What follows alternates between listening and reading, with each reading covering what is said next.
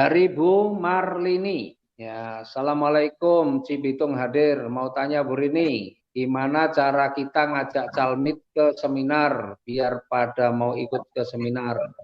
Terus kalau kita ajak gabung, mereka bilang saya nggak bisa ikut-ikut ke seminar, saya sibuk, nggak ada waktu. Nah, itu gimana Bu Rini, solusinya gimana? Oke. Ini sebetulnya gampang banget, Pak. Jadi gini, saya mau nanya sama Bunda Arlini, ya mungkin barangkali bisa sambil dijawab dalam hati. Kira-kira kalau kita ngajak orang ke seminar dengan kita ngajak orang ngopi atau makan bakso, kira-kira orang pilih mana? Ke seminar atau kita ajak makan bakso? Ya, saya yakin jawabannya adalah makan bakso. Kalau kita ngajak orang ke seminar, sama ada yang lain ngajak nonton bioskop, kira-kira pilih mana? Ke seminar atau nonton bioskop? Pasti jawabannya Oh, lebih senang ke nonton bioskop, bioskop, ya. ya kan gitu. Jadi cara itu menentukan hasil, ya. Saya sama sekali tidak pernah ngajak orang ke seminar. Bahkan kata-kata seminar saya hindari. Kenapa saya hindari? Karena kalau orang mendengar kata seminar, yang pasti orang membayangkan suatu hal yang menjenuhkan atau bete ya, membuat bete. Karena orang membayangkan harus duduk diam selama beberapa jam untuk mendengarkan, ya kalau materinya menarik, kalau nggak menarik. Jadi selama ini saya ngajak bisa menghadirkan ke seminar dengan cara masing-masing ya. Salah satunya mungkin bisa kita besok ngopi-ngopi yuk kemana? Ke hotel, no hotel misalnya seperti itu. Ya kan ngopi-ngopi. Nanti kan ada kopinya juga cafe break gitu ya. Ada kopi, ada teh ya. Kemudian uh, dengan cara tiket. Biasanya tiket itu ada undian HP gitu. Itu yang kadang-kadang saya lakukan. Kalau biasanya undian HP itu saya berikan di awal-awal seminar ya. Kalau sudah enggak kadang-kadang situasional. Kalau undian HP, orang akan hadir. Kenapa? Karena mengharapkan dapat undian HP. Nah, tapi kalau misalnya nggak ada undian HP, kan kita harus nyiapin HP. Berarti kita cara ngajaknya yang enak, gitu. Sibuk nggak? Temenin yuk jalan-jalan kemana?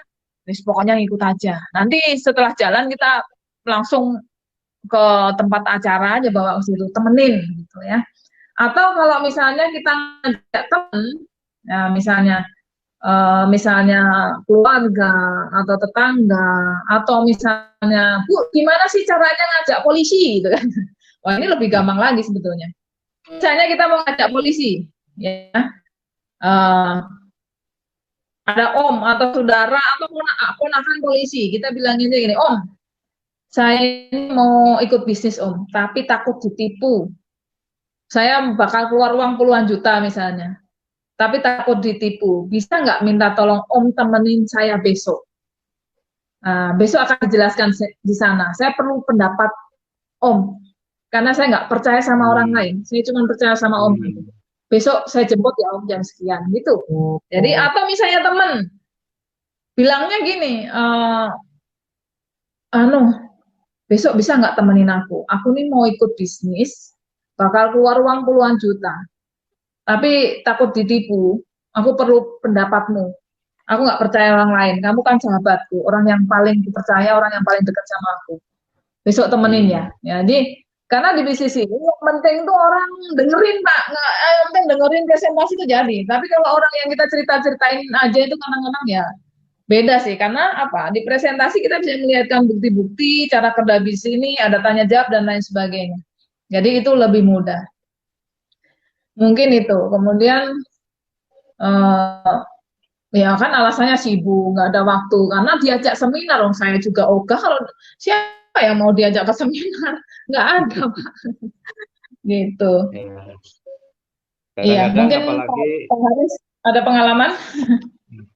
Kadang-kadang apalagi orang kampung, orang yang ini seolah-olah seminar itu kan harus mikir untuk orang-orang yang pintar. Jadi kadang-kadang diajak seminar itu juga malah takut gitu, seolah-olah masuk ruangan yang dia sendiri mau seminar itu kayak apa sih, dia nggak ngerti juga. Membayangkan seminar itu kan untuk orang-orang pinter, sementara mungkin dia merasa ya pendidikan biasa-biasa saja. Kadang-kadang memang juga ini, tapi cara itu banyak sekali sebenarnya caranya ya, seperti Bu Rini ketika ngajak Ya. polisi bagaimana caranya.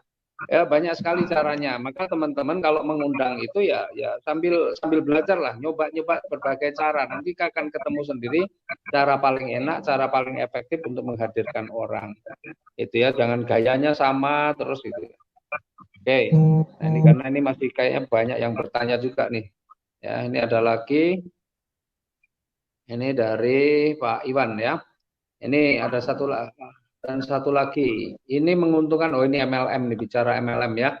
Ini menguntungkan yang di atas. Rata-rata semua masyarakat menganggap MLM ini sama saja. Dan yang kedua, ini ribetnya bohong. Ya, silakan Bu Rini. Iya. Jadi kalau saya sih gini ya, kebanyakan kita dijawab seperti ini ketika kita prospek one by one. Tapi kalau di seminar tuh saya nggak pernah ya, Pak. Misalnya dijelaskan di situ ya orang, yang penting kita bisa cara menjelaskan. Sebetulnya kan tidak ada yang salah dengan MLM atau network, kan gitu ya. Yang bermasalah itu money game, kan gitu ya. Cuman saya nggak pernah berusaha menjelaskan ini atau debat masalah ini kepada semua orang. Saya anti debat, makanya selama ini saya hanya mau menjelaskan ke orang yang memang bertanya. Karena apa? Kalau kita menjelaskan orang yang memang tidak pengen informasi, ya pasti akan didebat macam-macam. Kemudian eh, ke apa ribetnya bohongan, kan gitu ya.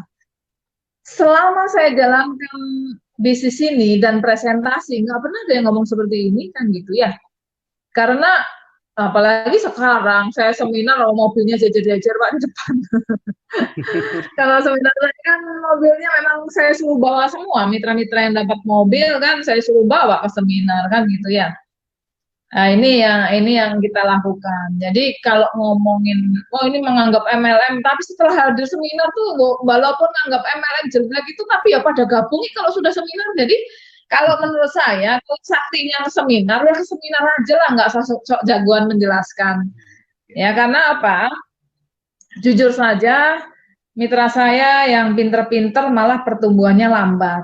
Kenapa? Karena hobinya menjelaskan gitu. Biasanya kalau yang pinter kan hobinya menjelaskan. Saya Pak dari awal sampai sekarang nggak pernah berusaha jelasin orang kecuali orang nanya gitu kan. Kalau orang nanya itu kan beda. Orang nanya itu karena memang dia antusias, karena dia memang pengen tahu, sudah dapat informasi sebelumnya. Tapi kalau tiba-tiba saya jelasin ke orang dan orang itu memang tidak lagi pengen apa tahu, ya beda gitu.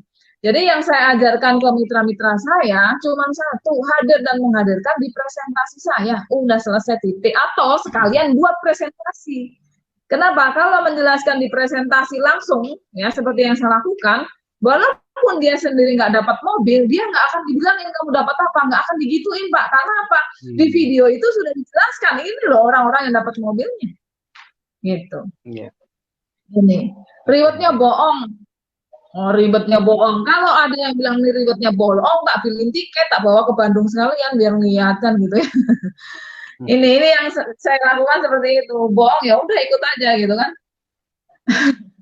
Ya ini ya kalau saya tinggal tunjukin aja SMS banking gitu ya. Bu, kalau saya belum ada bukti ya tunjukin aja orang-orang yang dapat reward. Makanya kalau mau prospek, minimal Bapak Ibu punya buku flip chart. Di buku flip chart itu kan ada nama-nama orang yang dapat reward.